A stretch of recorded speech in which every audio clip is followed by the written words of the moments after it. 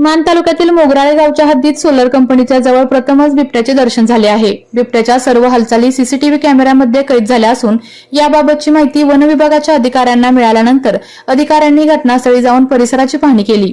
याबाबत याआधीही बिबट्याचा वावर असल्याची माहिती सोलर कंपनी परिसरात काम करणाऱ्या कर्मचाऱ्यांनी वन विभागाच्या अधिकाऱ्यांना दिली होती।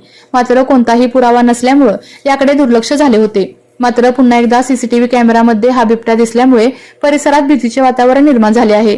वन विभागाच्या कोणत्याही रात्रीच्या वेळी सोलर कंपनी जवळ असणाऱ्या डोंगरपट्ट्यात एकटे फिरू नये असे आवाहन करण्यात आले आहे।